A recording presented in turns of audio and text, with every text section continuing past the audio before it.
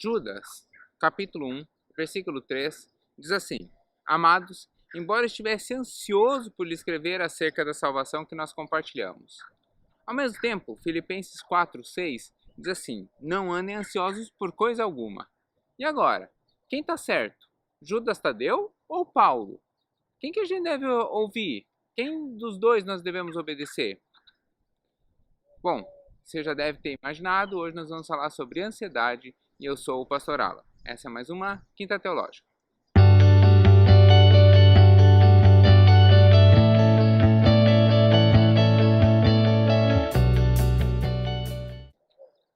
Toda quinta, aqui no canal da Igreja Batista de Bom Retiro, você tem a Quinta Teológica. É sempre um estudo voltado, às vezes, para algum postulado teológico, às vezes para algum texto específico das Escrituras, ou, como hoje, para um tema específico. Então, se você tem alguma sugestão, alguma dúvida, quer mandar uma sugestão ou precisa de algum esclarecimento, entre em contato. Pode deixar os comentários e, na medida do possível, nós vamos respondendo a vocês. O tema de hoje é sobre ansiedade e eu vou desfazer alguns temas, alguns mitos sobre, mas nós não vamos tratar de todos os assuntos de ansiedade e eu vou esclarecer o porquê no meio da conversa. Então, assista até o fim e deixe seu joinha para a gente já saber que você gostou.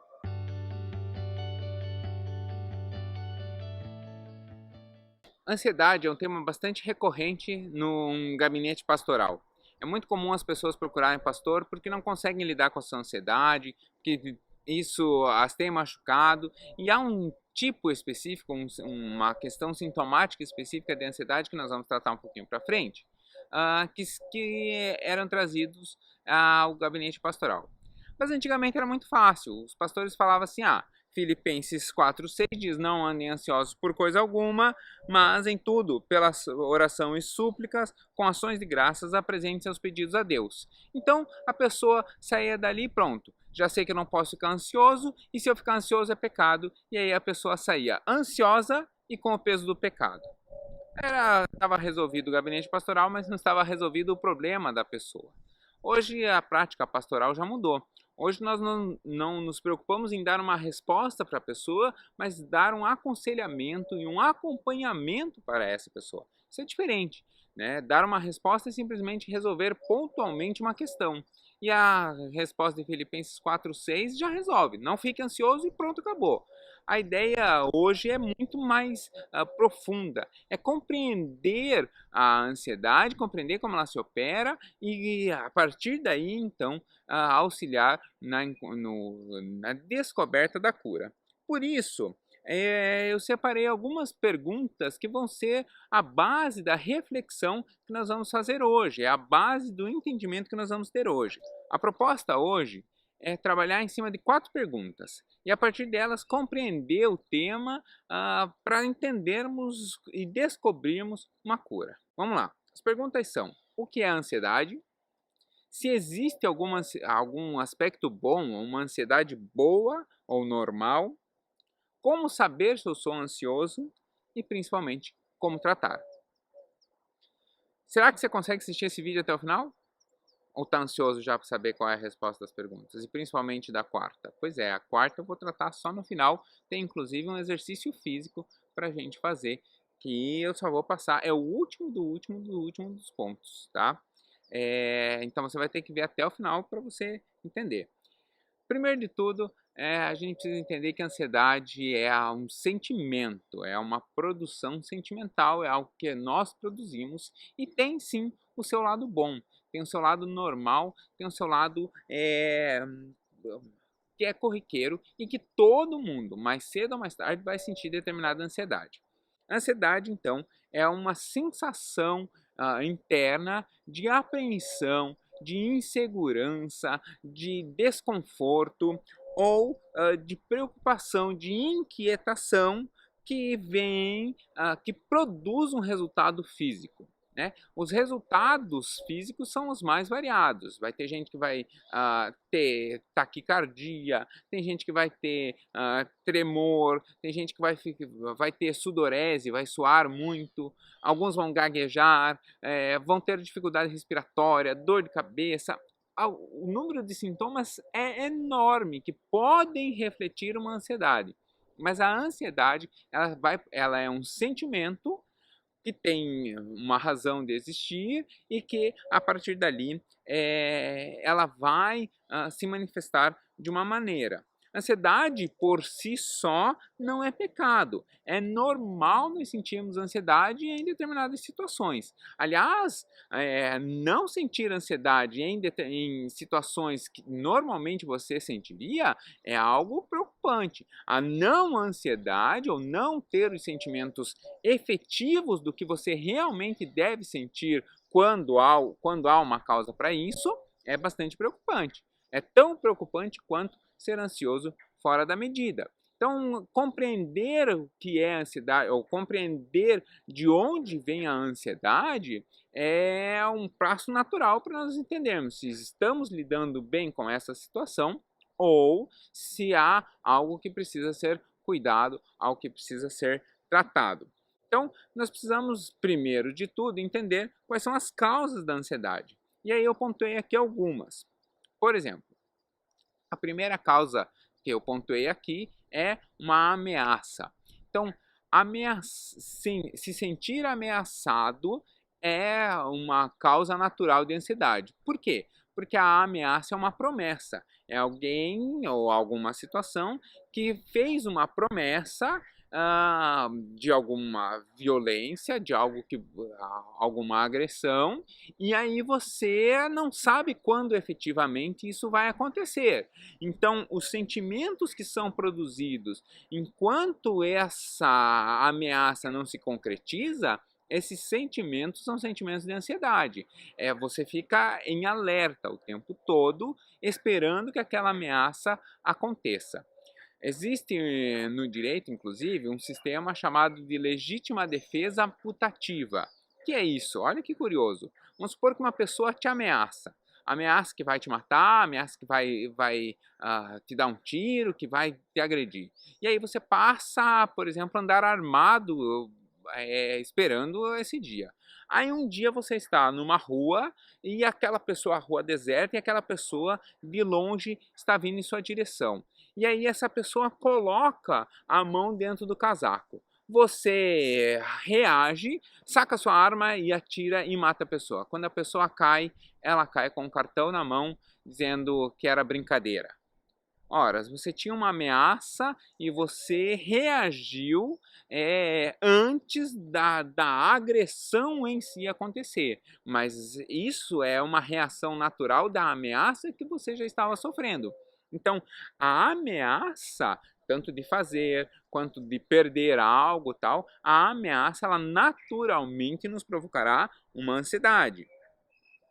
Há também ansiedade em função de conflitos, porque aí não é mais a expectativa daquilo acontecer, mas sim a efetiva realização daquele conflito, né? Então, quando há um conflito, seja qual for o conflito que possa acontecer, um processo de separação, uma disputa judicial, uma disputa de um determinado, até do esporte, né? Quem está numa situação, por exemplo, qualquer esporte, vamos lá, um piloto de Fórmula 1, minutos antes da largada, não aconteceu ainda nada, o carro está parado, mas a tensão que ele está passando, aqueles sentimentos que ele está ali concentrado, tal, aquilo é um sentimento de ansiedade, né? A pessoa está ali ansiosa.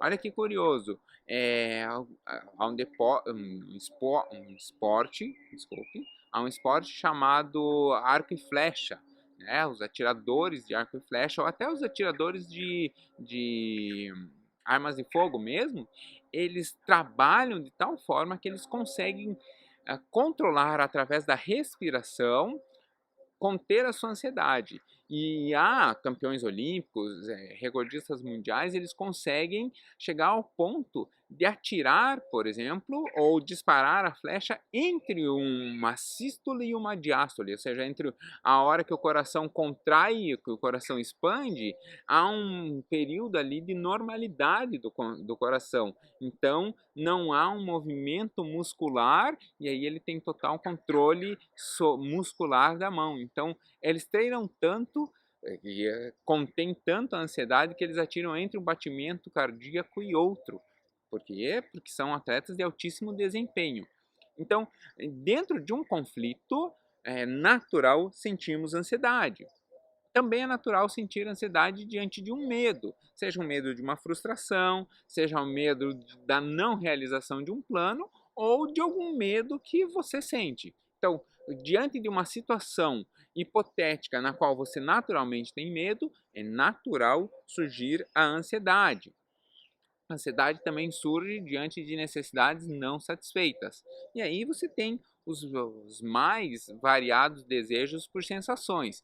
Então, quem é, por exemplo, quem gosta muito de viajar, a pessoa fica sem viajar, a pessoa fica ansiosa por. Nesses tempos de quarentena, muitos hábitos foram ladeados, né? Foram suspensos por um pouco.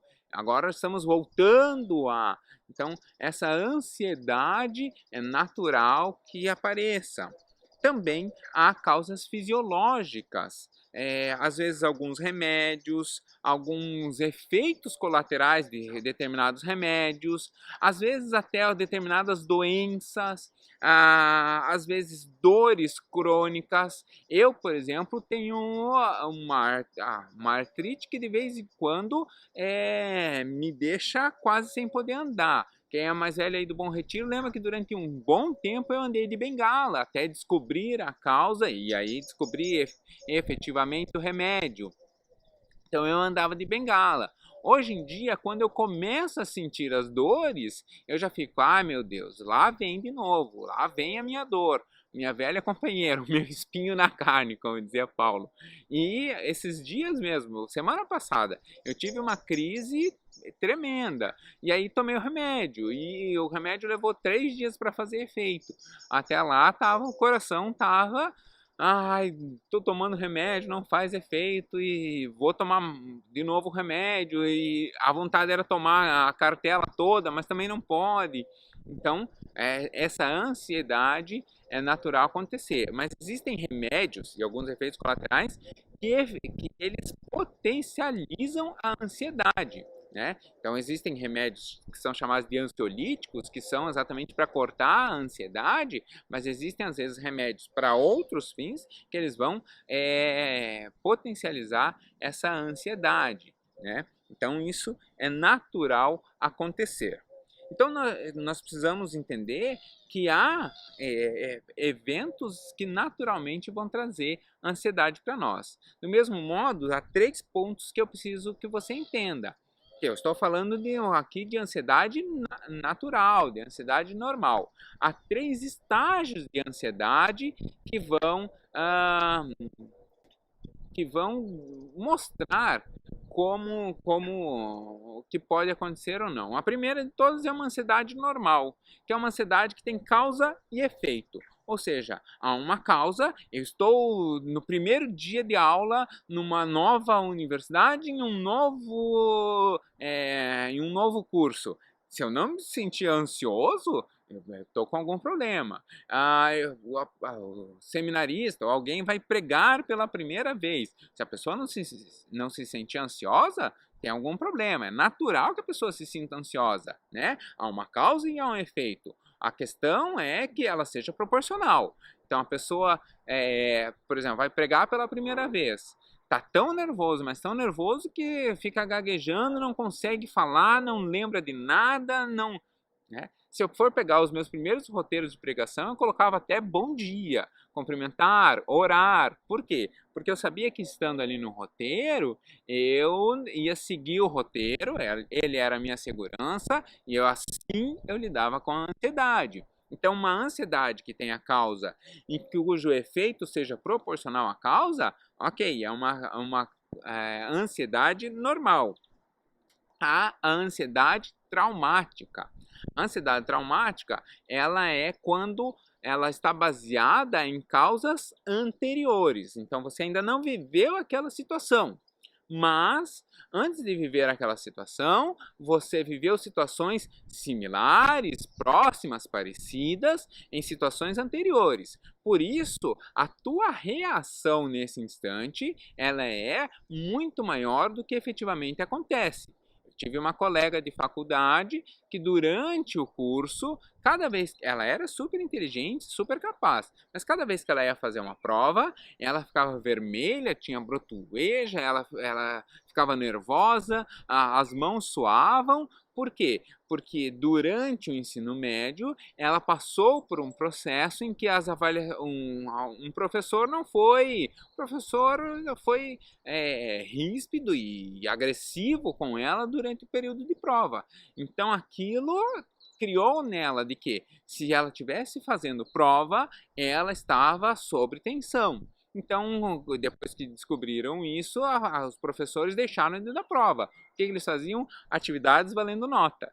Então, não chamar de prova e chamar de atividade valendo nota, ela não era, como eu disse, ela era inteligente. Mas só o fato de não usar a palavra prova e usar a ideia de ser uma atividade valendo nota, sendo a mesma atividade, para ela já era suficiente. Então, ela tinha uma ansiedade de função traumática. E tem também a ansiedade de função de causa neurológica ou neurótica, perdão, não neurológica, de causa neurótica. Há uma ansiedade sem uma razão anterior, com grande efeito, e que não há uma razão consciente e lógica da sua ocorrência. Então, é uma ansiedade que ela não tem uma causa aparente. Isso precisa ser, então, investigado e tratado, e essa é mais profunda de ser tratada, portanto, naturalmente, inclusive, leva um pouco mais de tempo. Então, se você passa por períodos de ansiedade, porque você está em períodos inovadores, eu preciso fechar a meta esse mês, no dia que você tem que fechar um relatório, está trocando de emprego, está trocando de turma, está trocando de curso, está em uma situação nova, vai casar. Se a noiva não estiver ansiosa na semana do casamento, alguma coisa de errado tem. É natural esse tipo de ansiedade. Então, a gente precisa entender essa modulação. Por isso, também é preciso entender a intensidade da ansiedade. Existem ansiedades que são boas, que é a ansiedade moderada. Né? Ela vai nos impulsionar a fazer bem, ela vai nos impulsionar a realizar aquele desafio, a vencer aquela adversidade. Essa ansiedade é ótima. Então, a pessoa vai, por exemplo, pregar domingo de manhã. No sábado à noite, ela fica acordada, ela não consegue dormir direito, ela revê o roteiro, revê o seu esboço. Esse impulso que naturalmente a pessoa vai ter em função da ansiedade, ele é muito bom, porque ele vai ajudar ela a vencer esse desafio. Ok, essa é a ansiedade moderada e essa faz bem. A modalidade intensa, e essa já começa a preocupar. Por quê? Porque ela diminui a nossa capacidade de raciocínio. Ela vai diminuir a nossa capacidade de memória e vai diminuir a nossa capacidade de concentração. Essa intensa, então nós perdemos essa capacidade de memorização, de guardar, de pensar.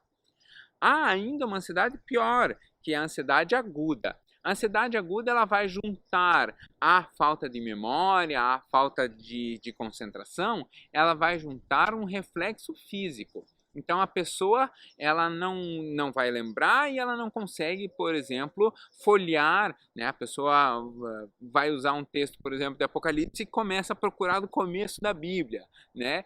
Não é que ela não sabe, é que ela está tão nervosa que ela nem vai lembrar onde está Apocalipse na Bíblia. Ou Apocalipse ainda é mais fácil, mas ela não vai lembrar, por exemplo, se determinado texto, se vamos pegar aí Ageu, Novo ou Velho Testamento. A pessoa está nervosa, vai ali procurando, tal, não sabe onde está, né? Então essa intensa, a aguda, ela vai trazer um reflexo maior ainda. E o pior de tudo é a crônica. A crônica ela é recorrente, ela é a aguda recorrente. Ou seja, mesmo quando não há situação na qual há fundamento para ver uma ansiedade moderada, a pessoa se sente ansiosa, a pessoa se sente mal. Então nós temos essas intensidades de ansiedade sobre as quais as pessoas vão passar. Do mesmo modo, nós temos reações diferentes de ansiedade, que também se dividem em três. A primeira delas são reações psicológicas. Essas reações psicológicas, a pessoa vai diminuir a sua produtividade, vai bloquear a sua criatividade, vai perder a sua originalidade, não vai conseguir pensar, não vai conseguir concatenar bem as ideias, e algumas pessoas chegam ao ponto de não conseguir articular bem, inclusive, o que dizer.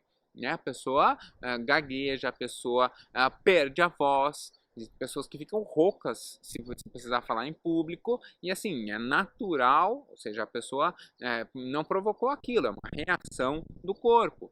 Algumas outras pessoas vão ter reações defensivas.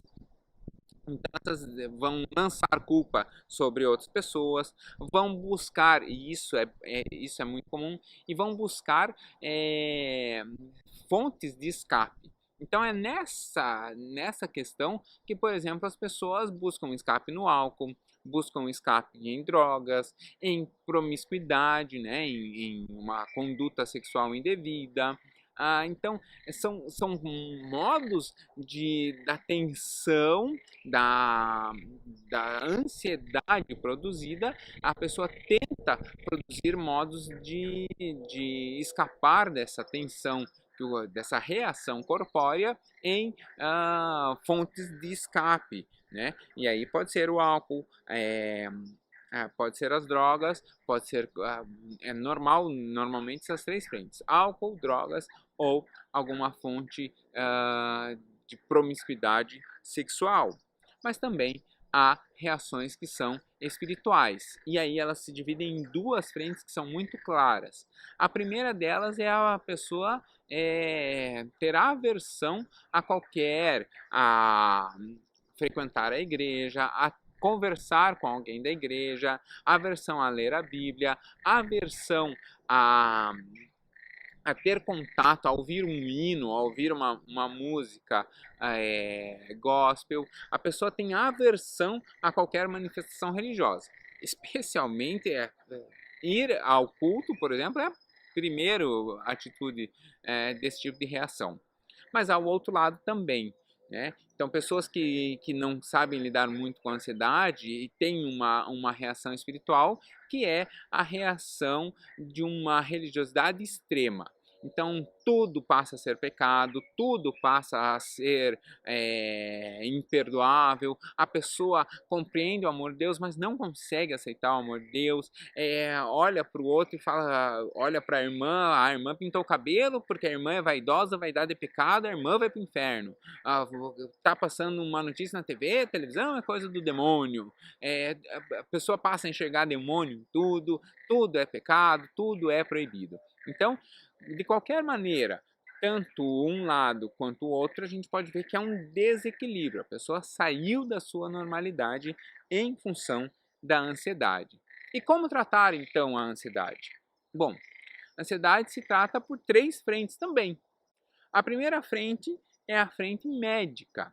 Então, o médico pode determinar um tratamento medicamentoso. E aqui eu queria chamar bastante sua atenção. Que assim, não é pecado nenhum. Deixa eu esclarecer um tema aqui. Como funciona a mente, ou como funcionam as descobertas? Deus se revela e Deus é o autor da inteligência humana. Então, à medida em que a vontade de Deus se opera, Deus permite que o ser humano avance na sua inteligência. As descobertas, as invenções humanas são um processo que a revelação ela é gradual e progressiva, é um processo de revelação da inteligência de Deus. Então, quando Deus revela inclusive a um médico ou a um químico a descoberta de determinada situação, ali é também a mão de Deus operando, usando aquela pessoa para trazer cura para outras pessoas. Portanto, a intervenção médica, ela é sim também uma provisão divina. Tem uma frase que eu gosto muito, que eu vou deixar de lado o autor, mas tem uma frase que eu gosto muito que diz assim: se você tem algum problema médico e Deus operou um milagre e você foi curado, esse é um milagre individual. Se você tem um problema médico e o médico operou a sua ação e você foi curado, esse é um milagre coletivo. É ainda assim um milagre, é a provisão divina operando não pontualmente sobre você, mas operando sobre todos que têm acesso à medicina, porque aquele procedimento é a revelação de Deus através dos médicos para curar a todos que tenham os mesmos sintomas ou tenham a mesma questão. Então, se o médico, a intervenção médica e aí medicamentosa, se o médico entender que é adequado, o que, que você faz? Cumpre a determinação médica. Aí tem uma pergunta que é muito comum. Tá, pastor, mas eu fui curado. E o que eu faço então? O que você faz? Você segue os ensinamentos de Jesus. Jesus, quando curava alguém, antes de mais nada, ele dizia: vá até o sacerdote e mostre o que te aconteceu. Por quê? Porque o sacerdote, na época, você pode ver lá em Levítico, ele guardava em si também a função de diagnóstico. Se a pessoa tinha lepra, quem ia dizer que a pessoa efetivamente tinha lepra era o sacerdote. E quando que a pessoa estava curada? A pessoa estava curada quando o sacerdote dissesse que estava curado. Se você olhar sobre as regras com relação ao fluxo de sangue da mulher, você vai ver que ela passava por uma avaliação do sacerdote para deixar de estar impura. Então, quando Jesus encaminha a pessoa ao sacerdote, é como se ele dissesse: ok, você está curado, então vá pegar um diagnóstico médico. Vá lá para o médico atestar a sua cura. E aí, o médico atestando a sua cura, você pode então revelar que você está efetivamente curado. Tem até um trechinho em que Jesus cura uma pessoa e ele diz assim: não conte a ninguém, vá ao sacerdote contar o que te aconteceu. Ou seja, antes de contar para qualquer pessoa, ele devia ser fofoqueiro, né? Antes de você contar para qualquer pessoa, vá contar ao médico. Portanto, se o médico determinou uma medicação, uma intervenção medicamentosa, você vai cumprir. Ah, mas eu senti a cura se operando sobre a minha vida, posso interromper o uso do medicamento hoje? Não. Se você toma um determinado remédio e quem prescreveu o remédio é quem vai tirar o remédio. Não precisa ser necessariamente o mesmo médico, mas você para de tomar o remédio quando o médico determinar. Conta para ele que você não tem mais os mesmos sintomas. Abre o coração para o médico, seja sincero. Olha, não sinto mais, sinto que fui curado, então como eu faço para encerrar o remédio? Posso parar repentinamente? Preciso fazer um sistema de progressão? Tomo dia sim, dia não? Passa a tomar meio comprimido? Tudo isso quem determina é o médico. Né? Os pastores não têm autoridade para intervir, até porque não temos esse conhecimento, não tem autoridade para intervir em uma intervenção médica. O médico é quem opera isso. Mas há também o tratamento psicológico. O tratamento psicológico é com um psicólogo.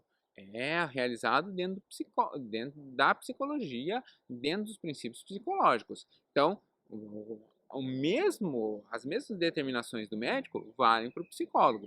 Quantas sessões, com qual frequência, como fazer, tudo isso vai ser determinado pelo médico.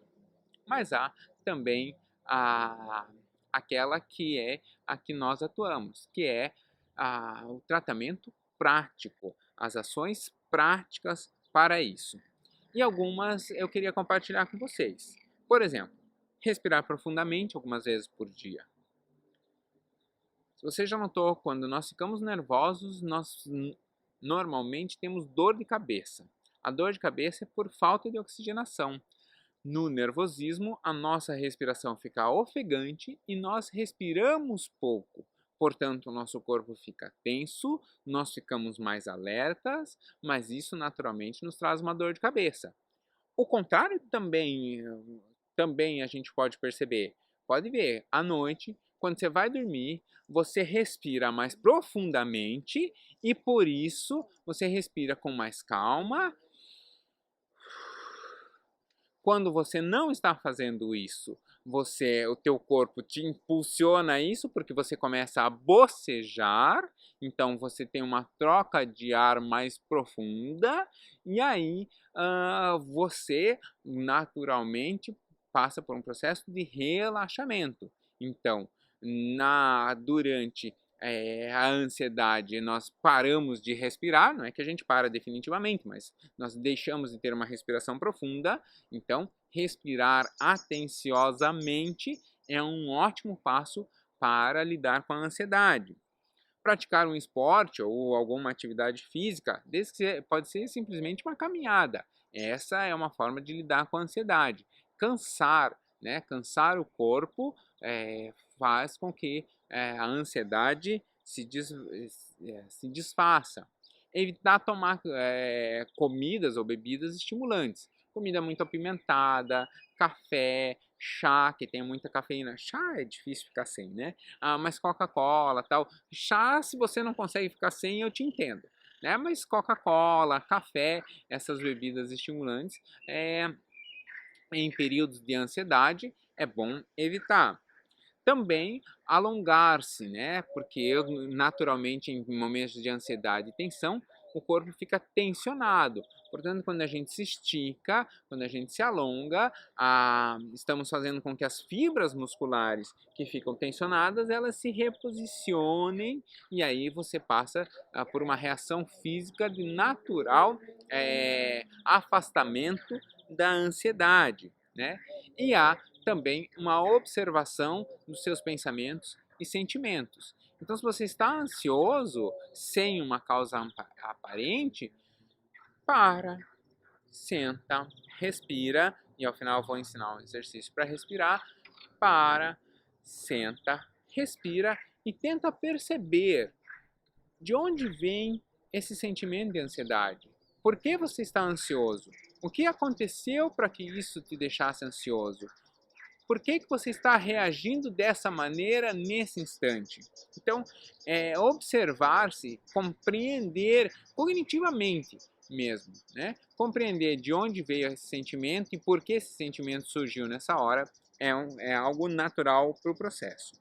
E aí, tem aqui, já caminhando para o final, tem alguns pontos que eu queria salientar para você que pode ser aplicados para você, mas também pode ser aplicados para o seu aconselhamento a alguém que está ansioso. Primeiro de tudo é o reconhecimento da própria ansiedade. Então perceber que você precisa comer a todo instante.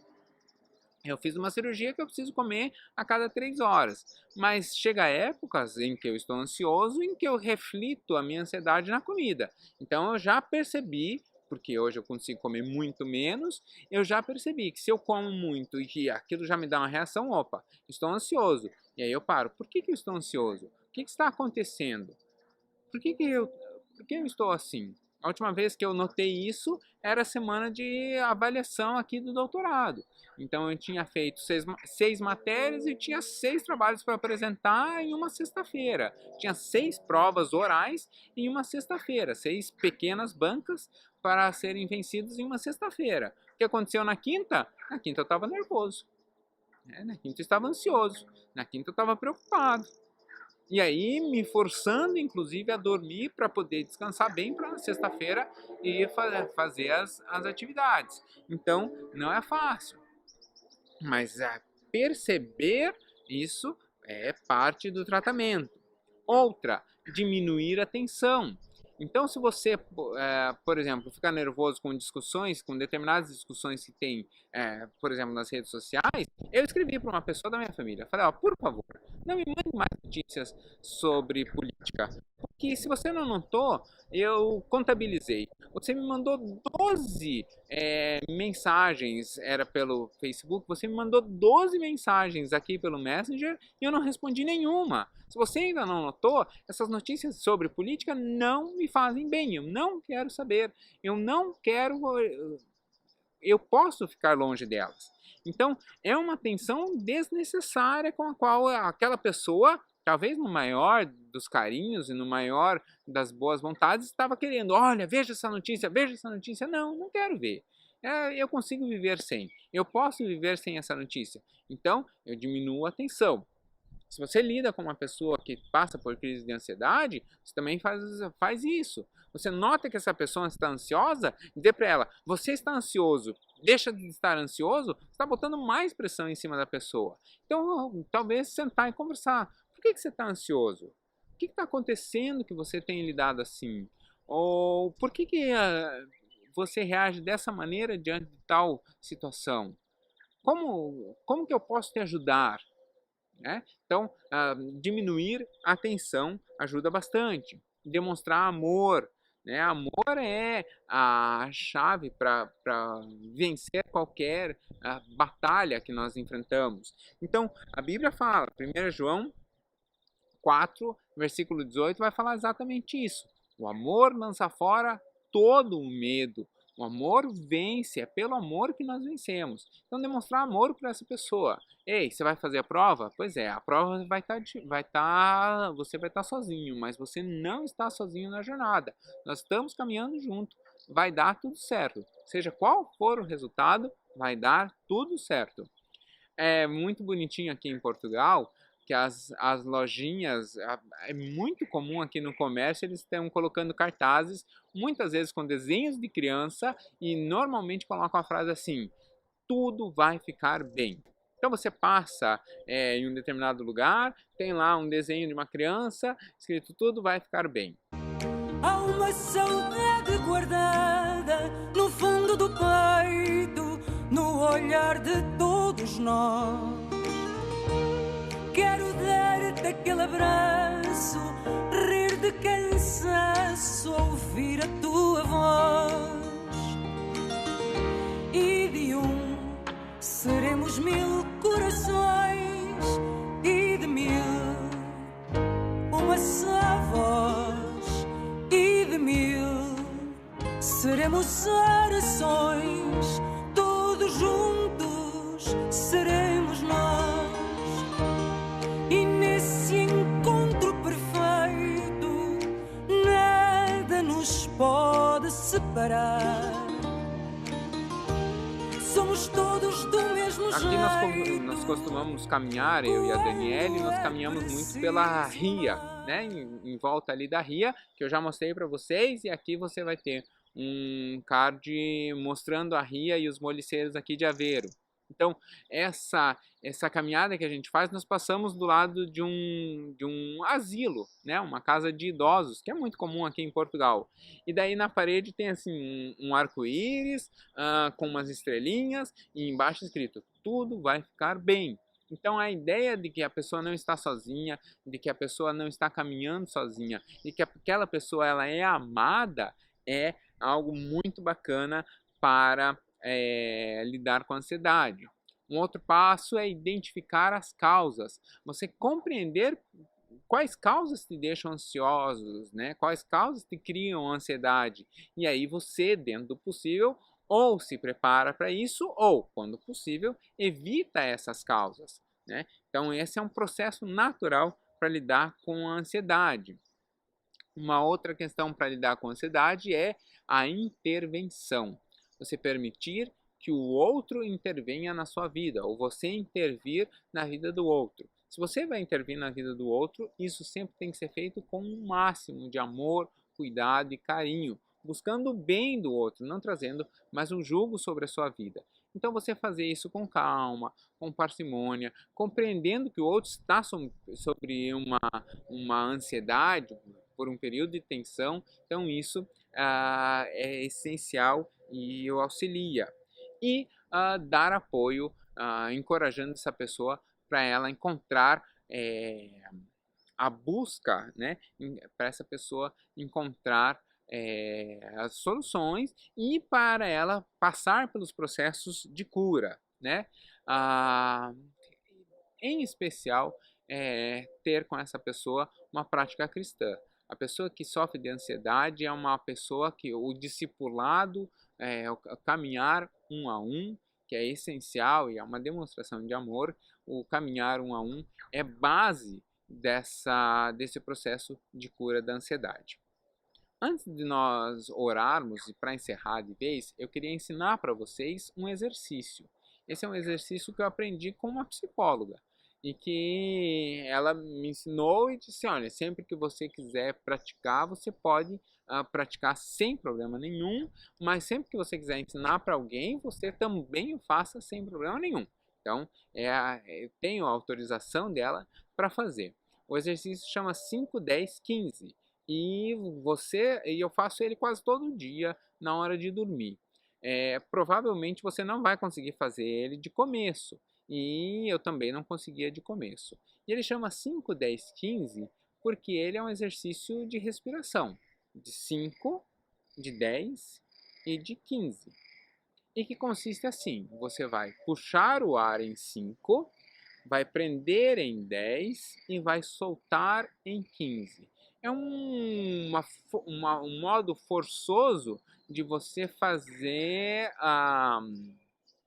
quando você vai dormir, né? O bocejo é um processo desse, é uma respiração profunda. Como eu disse antes, quando nós estamos nervosos, ansiosos, nós esquecemos de respirar. Então esse é um exercício de respiração. Consiste mais ou menos assim: você puxa o ar em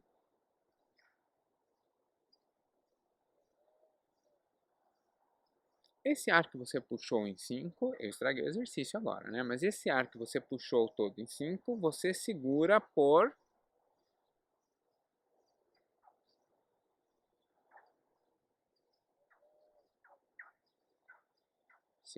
10.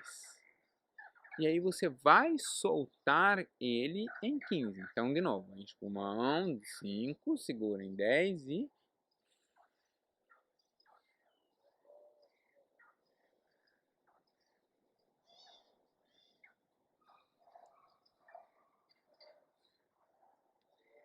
você está soltando, você acha que você não tem mais, vai até o mais profundo. Por quê?